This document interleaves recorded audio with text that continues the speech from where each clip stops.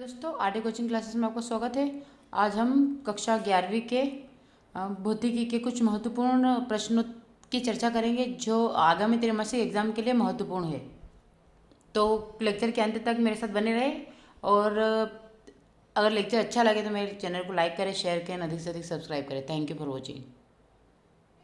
सबसे पहले आपको ऐसे मात्रक दिए गए हैं। मूल मात्रक एवं पूरक मात्रकों के नाम संकेत लिखिए। तो ये आपका मूल मात्रक क्या होते हैं? मूल मात्रक लंबाई, द्रव्यमान, समय, ताप, विद्युत धारा, ज्योति तीव्रता, पदार्थ की मात्रा। पूरक मूल मात्रक क्या है? समतल कोण, घन कोण। ठीक है। और लंबाई के लिए क्या हम यूज़ करते हैं? मीटर का यूज़ करते हैं। द्रव्यमान के लिए किलोग्राम, समय के लिए सेकेंड का, ताप के लिए केल्विन का, विद्युत धारा को एम्पियर में नापते हैं, ज्योति तीव्रता को कैंडेला, और पदार्थ की जो मात्रा होती है उसको मोल में है। अब मीटर यानी कि जब लंबाई के लिए मीटर यूज़ करते हैं, मीटर को एम से प्रदर्शित, द्रव्यमान के लिए किलोग्राम, किलोग्राम को केजी से, समय का सेकंड, सेकंड को एस से, ताप का केल्विन, केल्विन का के से, विद्युत धारा का एम्पियर, एम्पियर को ए से, ज्योति तीव्रता कैंडेला, कैंडेला का सीडी, और पदार्थ की मात्रा मोल। ठीक है, एमओएल।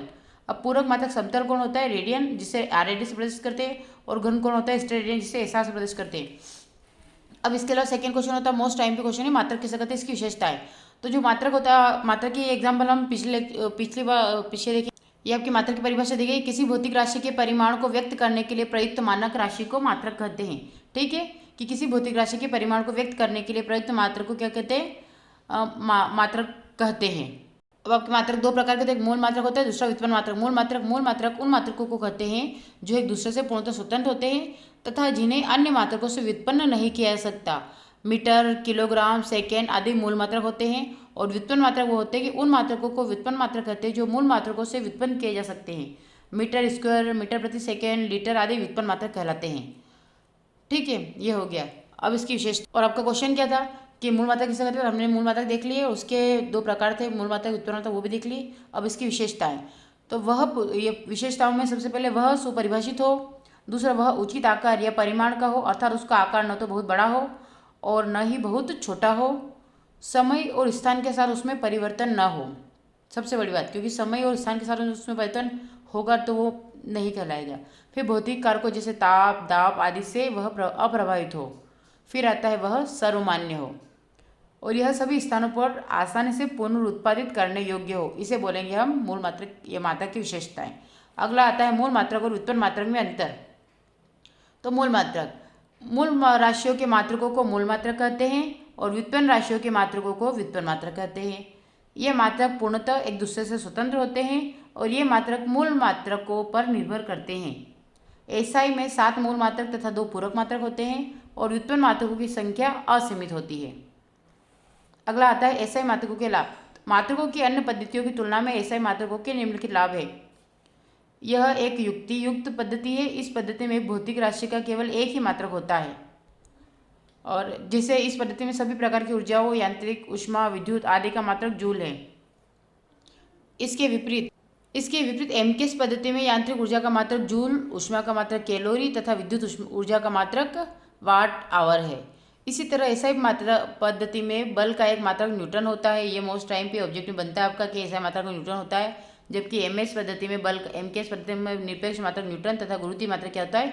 किलोग्राम भार होता है। अब इसके अलावा बाकी चर्चा नहीं करेंगे, सब यहाँ पर आ जाएंगे निम्न भौतिक राशियों के विमीय सूत्र। अब विमीय सूत्र मोस्ट टाइम पे क्वेश्चन हमेशा बनता है, तो थोड़ा सा इस पर ध्यान रख के अच्छे से करें। वेग होता है तो वेग का आप फॉर्मूला जानते हैं कि विस्थापन बटे समय होता है। विस्थापन के लिए हम एल लिखते हैं और समय के लिए टी लिखते हैं। अब ये जो टी होता है ये अगर ऊपर जाएगा तो इस एल के साथ, क्योंकि मैंने आपको पहले भी बताया था कि नीचे अगर बटे के नीचे का जो कोई संख्या होती है अगर वो ऊपर जाती है तो माइनस में जाती है, या उसके ऊपर माइनस का 1 लग जाता है। अगर 2 जाएगी तो माइनस का 2 लग जाए, इस प्रकार से। तो आपका एल ऊपर था तो आपका एल ऐसा कैसे यहाँ से टी यहाँ से ऊपर गया तो टी -1 हो जाएगा। और अगर विमीय सूत्र के हिसाब से इसकी बात करें तो हम विमीय सूत्र में एम एल टी को बताते हैं। तो अगर आपका एम यहाँ पे कुछ नहीं इसलिए एम 0 लिखेंगे, एल आपको दिया गया है तो एल लिखेंगे और टी कितना -1 इसलिए एल टी -1। ये आपका हो गया वेग का। उसके बाद त्वरण की बात करें तो त्वरण होता है वेग में परिवर्तन की दर समय के अनुसार। तो वेग त्वरण बराबर वेग में परिवर्तन बटे समय। तो वेग में परिवर्तन यानी कि वेग के लिए हमने क्या निकाला? LT-2 निकाला था, LT-1। तो LT-1 और अपन समय के लिए फिर टी, तो यहाँ से LT इन्वर्स था और एक और टी ऊपर गया तो ये भी -1, तो -1 और माइनस का क्या हो जाएगा? -2। तो LT -2। और अगर इसको दर्शाएंगे तो M0 LT -2। अब संवेग बराबर क्या होता है, द्रव्यमान गुणित वेग होता है। तो द्रव्यमान के लिए हम क्या यूज़ करते हैं, एम यूज़ करते हैं, और वेग के लिए हमने क्या लिखा था, एल टी इनवर्स। तो ये आपका आ जाएगा M L T minus one. फिर बल बराबर द्रव्यमान गुणित त्वरण। तो बल कितना है आपका, तो द्रव्यमान होता है, द्रव्यमान के लिए एम लिखते हैं, और त्वरण का फॉर्मूला हमने निकाला था, अभी क्या निकाला था, एल टी माइनस का टू। तो एल टी माइनस का टू, ये इस प्रकार से इनको सेट किया जाता है। और आप आगे इसमें देखते रहेंगे, और आपको अच्छे से इन सभी को करना है। आपको बल का करना है, कार्य का, शक्ति का, प्रतिबल, स्पेशली प्रतिबल आता है तो प्रतिबल का फॉर्मूला होता है बल बटे क्षेत्रफल। बल के लिए हमने बल का क्या निकाला था, M L T minus two. बल की जगह हमने M L T minus two लिख दिया, और क्षेत्रफल के लिए हमने क्या लिखा, एल टू, क्योंकि इसका जो भी आएगा उसको ऐसे, तो एल टू उधर गया तो ऊपर माइनस का टू, तो M L T minus two L minus one. ठीक है, ये क्योंकि यहाँ पे क्या था एल और यहाँ पे माइनस टू है, तो ये नीचे से ऊपर गया तो ये टू माइनस का और ये प्लस का वन, तो प्लस के वन में से प्लस माइनस के टू में से प्लस का वन गया तो आपका क्या बचा, माइनस का वन बचा।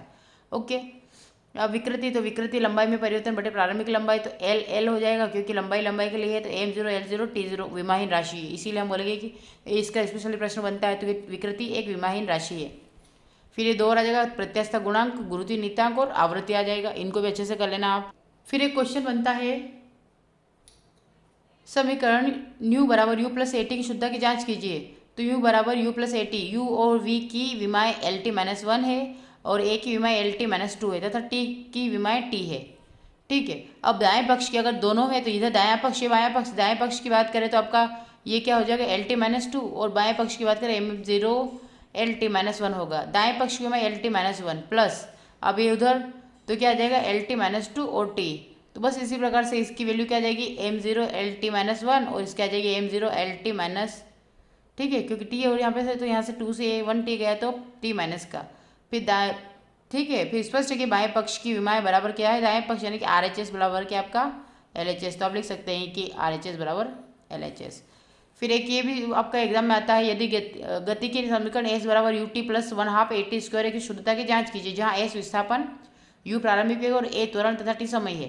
तो एस की विमाएँ एल होती है, यू की विमाएँ एल टी माइनस वन होती है, टी की विमाएँ टी होता है यानी टाइम की, और ए की विमाएँ एल टी माइनस टू, एक बटा दो एक विमाहीन राशि है। तो दाएं पक्ष की विमाएँ क्या होगी, M zero L T minus zero, दाएं पक्ष की विमाएँ L T inverse T plus L T minus का two, L T minus one plus one कितना हो गया, माइनस का टू प्लस टू। तो ये इस प्रकार से आपको सेट करना है, तो आपका जाए दोनों पक्षों की विमाएँ समान है, तो दिया गया समीकरण शुद्ध है। फिर ये मैंने आपको कल अच्छे से एक्सप्लेन कर ही दिया था, तो आप एक बार और अगर देखना चाहते हैं तो पीछे के लेक्चर में जाके देख सकते हैं। इसी नाम से सर्च करेंगे समीकरण टी बराबर टू पाई एल बाई जी की शुद्धता की जांच की, तो आपको मिल जाएगा। तो आपका मोस्ट टाइम पे क्वेश्चन विमीय विश्लेषण की सीमाएं। तो विमीय विश्लेषण की लिमिट सीमा होती है, इस सुविधा प्रदत्त द्वारा प्राप्त व्यंजक में आने वाली विमाहीन राशि अर्थात नियतांक का मान ज्ञात नहीं किया जा सकता। यदि कोई भौतिक राशि लंबाई, द्रव्यमान और समय के अतिरिक्त अन्य मात्रकों पर निर्भर करती है, तो इस विधि द्वारा उस भौतिक राशि का विमीय सूत्र ज्ञात नहीं किया जा सकता। कभी कभी भौतिक समीकरण में ऐसा नियतांक आता है जिसकी विमा नहीं होती, जैसे जी, ठीक है, तब संबंधित भौतिक राशियों के मध्य संबंध स्थापित नहीं किया सकता। इस विधि से त्रिकोणमितीय, लघुगणकीय आदि पदों वाले समीकरण को ज्ञात नहीं किया जा सकता। इस सुविधा ऐसे समीकरण ज्ञात किए जा सकते हैं जिनमें एक से अधिक राशियों का योग होता है।